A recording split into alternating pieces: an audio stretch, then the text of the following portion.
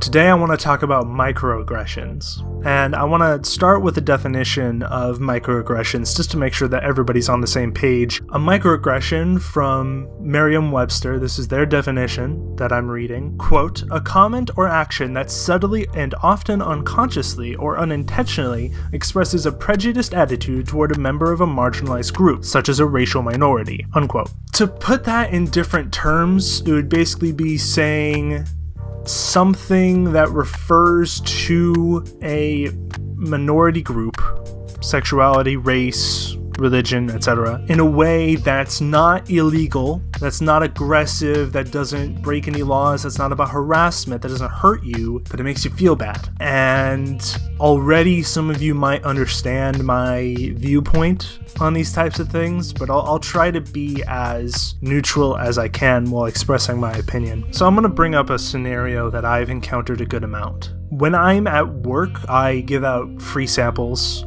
at a local store, at the local Walmart, and when I'm giving out samples, normally I give out samples of food. But there are times when I don't talk about food and I talk about things like laundry detergent or things like soap, shampoo, makeup, etc. And in those cases, I just give away coupons and various things like that. And like clockwork, every single time that I do one of those events, customers will come up to me and they'll say, oh, that's not a thing I can eat, or something similar to that. And they'll say it like it's a joke, because that's apparently comedy to some people, but it's never funny. It wasn't funny the first time I've heard something like that. It wasn't funny the first time somebody reached to try to quote-unquote drink one of the laundry detergent bottles as if it was a sample. And of course, they don't ever actually do anything legitimately dangerous. They're just like, oh, whatever. And it wasn't funny then, and it still wasn't funny by the 1000th time I heard it. And now every time I do an event like that and I hear those kinds of jokes over and over and over for literally hundreds of times each day, it pisses me off. It puts me in a bad mood. It makes me very, very frustrated to the point where I want to do something aggressive. It sets me on edge. But I'm at work and I know that emotion's going to fade, so I just kind of let it go. I don't worry about it. And to me, that scenario is very close to what microaggressions are, because the people don't really know what they're doing. They think that they're doing something either normal or something good, and they don't really realize how it's stupid and frustrating and annoying. But this is the first time they thought about it, and they come up to the scenario and they're like, oh, hey, I'm gonna do this, and it's going to be funny, and I'm going to have a laugh. And they only have this scenario once. So each individual person does it, but there's hundreds and hundreds of people. And because we're human beings, we tend to think in very similar ways. So 90% of them think of the same joke, and I have to sit through all of them, even though none of the jokes are funny. And I think it's in a very, very similar way from a minority, and like it's somebody who's Asian being like, what country are you really from? Which, I've never heard anybody say that, ever.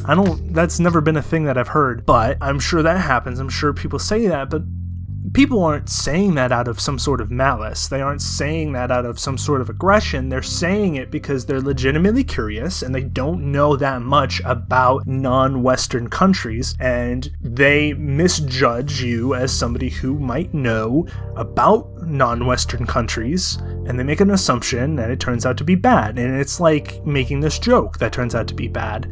They don't get it, they don't think about it, they don't care enough to think about it because it's not that big of a fucking deal. It's just not. It's not a big deal, and yet there's so many people out there that think of these things as racism. They think of these things in terms of these really big labels and these really hateful things, and even the word microaggression, as if these things were attacks. But these aren't attacks. These people aren't attacking you.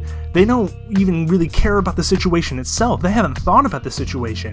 They don't have an input. They just act because it's something that they thought of in the moment and it didn't really matter that much to them, so they didn't really think about it more. And your response is that they're attacking you, that they're being malicious, that they're being racist, that they want to hurt you and they want to hurt people like you, which is just not true. And saying that that's true, saying that that's what happens, saying that the people are being purposefully hateful and angry causes these people to get angry and defensive. Like, when I grew up, there was a lot of fighting among my brothers and my parents. We were not a happy family. We were not an enjoyable family. It was a lot of fighting. It was a shitty childhood. And I know from experience of that if you react as if you're being attacked, that will force the other person to think that they're also being attacked. And that's going to go into a really fast and really harsh cycle that tears apart any peaceful scenario that you want. It will devolve everything into yelling and fighting and hate.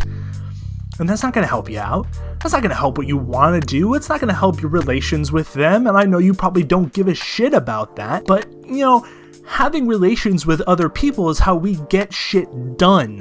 And I care about having peaceful conversations with people. And I especially care about knowing when I'm being attacked and when I'm not being attacked. Knowing that reality is really important for me because I lived in that situation where I was forced to believe that everything was an attack. So I spent my entire life trying to fix it. I spent my entire life trying to get past that. And it sounds like the people who get mad about microaggressions are still back where I was in my childhood. They're still back where I was with this hate and this constantly feeling attacked and constantly being on the defensive, and yet they never tried. They never tried to move forward. They never tried to push themselves to a place where they could be healthy and peaceful and happy. And it pains me because these are the people who are at the head of social movements. These are the people who are at the front lines. These are the people who are the poster children for the biggest social movements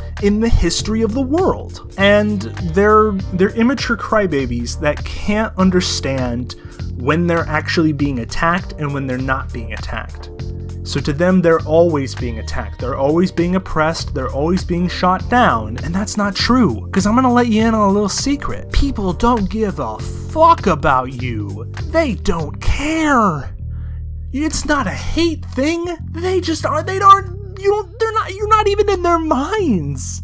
You're not even there. It's not even a neutral or a happy or a hate thing. It's just nothing. It is a void because they don't give a shit. Because they can't. Because they have so many people in their lives already. They have so many people that are already in their head and they can't add you because you're crying. They can't. It's impossible for them because it's impossible for people to do that. We have to know so many people in our lives, they can't add you on a whim.